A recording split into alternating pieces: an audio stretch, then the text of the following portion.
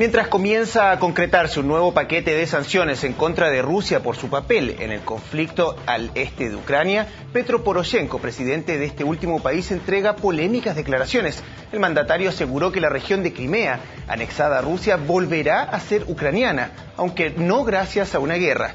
Mientras tanto, la frágil tregua continúa y existe incertidumbre respecto al futuro de ciudades emblemáticas en este conflicto, como Donetsk y Lugansk. Para analizar este tema nos acompaña Rodrigo Álvarez, analista internacional de la Universidad Mayor. Muchas gracias por estar aquí en la entrevista internacional. Pablo, gracias por la invitación. Entonces, ¿cuál es la situación que se está viviendo ahora?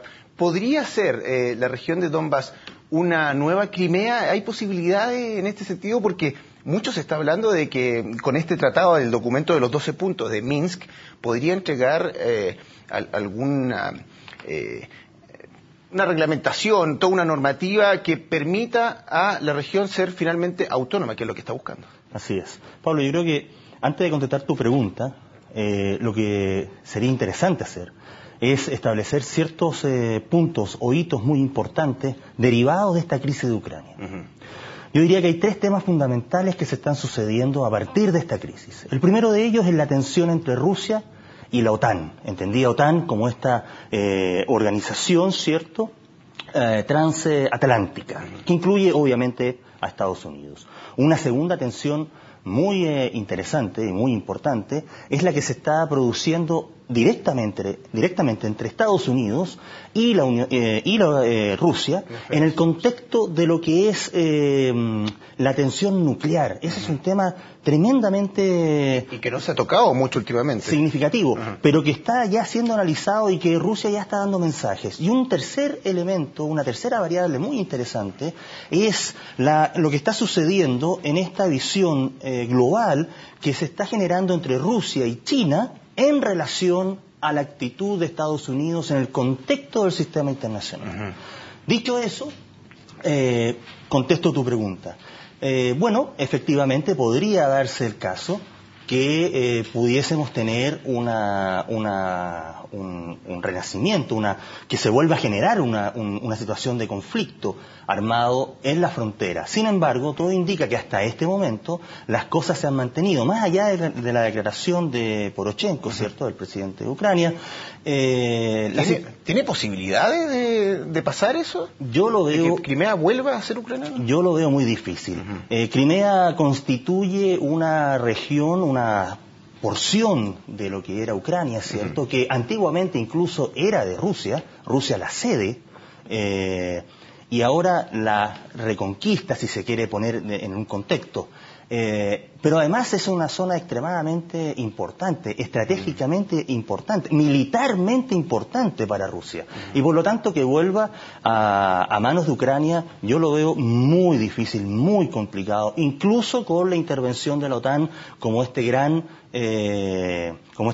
ayuda o soporte que le está dando a Ucrania, especialmente a partir de la última reunión, ¿cierto?, realizada por la OTAN en Gales, en Inglaterra, ¿no?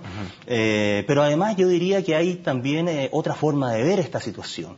No hay que olvidar que todo lo que nosotros analizamos lo hacemos en la perspectiva del Occidente. Exacto. Sin embargo, si tú analizas y lees la visión del otro lado, es decir, todo lo que corresponde a Rusia, ellos entienden que en realidad la expansión no ha venido por parte de ellos, sino que población la que lo está pero más allá de exigiendo. eso ha venido por parte de Europa. No hay que olvidar que prácticamente todos los países que están involucrados en este momento, y entre ellos específicamente Ucrania, en algún momento fueron parte de lo que se llamó, ¿cierto?, como la cortina de hierro. Y tú mencionabas tres elementos muy importantes, las sanciones, el ámbito nuclear, decías, y el papel que está jugando Estados Unidos con potencias tan importantes como China o Rusia. Partamos entonces con las sanciones. Es un nuevo paquete de sanciones que vienen ahora desde la Unión Europea, y la misma Ucrania está pensando ya en cerrarle el paso de gasoducto hacia Europa provenientes desde Rusia. ¿Qué tan efectivos están siendo todas estas sanciones? ¿Está trayendo problemas a Rusia hoy en día? Bueno, hay dos formas de ver esto. Uno, que es el aspecto político, y el otro el económico, ¿no? En el aspecto político, sin duda que podría no ser tan importante. No hay que olvidar que las sanciones están dirigidas principalmente a los que se entienden como personajes económicos y políticos muy importantes. Pero en términos económicos, sí uno podría decir que quizás pueda darse el caso de que tenga algún efecto. Sin embargo, lo que ha hecho Rusia, adelantándose a esa situación, es precisamente, y por eso yo te mencioné al comienzo, esta tensión que se está generando entre la relación Rusia-China con Estados Unidos. No hay que olvidar que Rusia opta por un acuerdo de exportación de gas y de petróleo a China como su gran consumidor, con el objetivo principal de dejar a Europa como el gran consumidor de su producción de gas y de petróleo.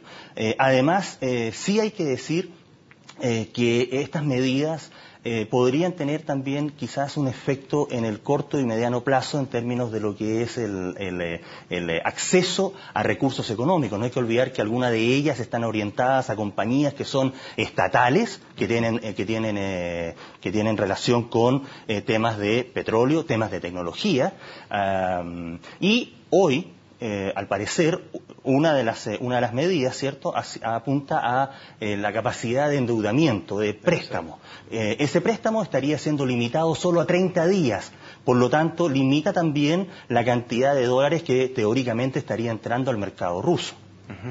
Este documento de 12 puntos que se firmó en Minsk, entre Rusia, Ucrania y los mismos prorrusos que se encuentran en el este de Ucrania, ¿compromete al país a entregarle quizás un régimen temporal de autogobierno a esta parte de Ucrania? Bueno, en el protocolo de Minsk hay, como tú bien dices, hay 12 puntos, de los cuales uno debería destacar el punto 2 y 9, si no me equivoco.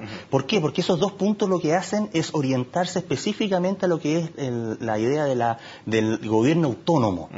Y esa idea del gobierno autónomo, cuando uno va al documento oficial, original, ucraniano, ¿cierto?, traducido al inglés, por cierto, pero ucraniano, lo que sostiene es que, o lo que da a entender es que existe una posibilidad del autogobierno, pero el autogobierno en un contexto que es el contexto dado por la Constitución ucraniana. Seguirá siendo ucraniana siempre, entonces. Exactamente, pero ahí viene el punto de conflicto de análisis.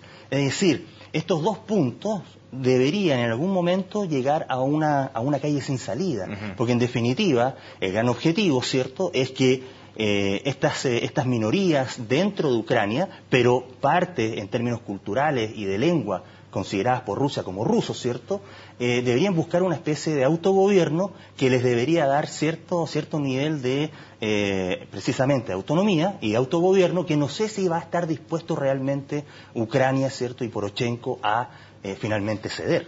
Para ir avanzando también en lo mismo que tú proponías en estos tres elementos tan importantes como son las sanciones, lo nuclear y la posición de Estados Unidos. Vamos a lo nuclear.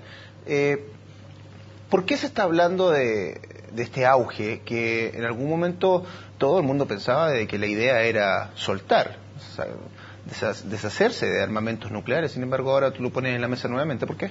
Bueno, porque cuando uno ha seguido el proceso, se da cuenta que Rusia, precisamente a partir de lo que ha sido la presencia y los mensajes entregados por la OTAN, por lo tanto también por Estados Unidos, es que existiría una brecha entre lo que es la tecnología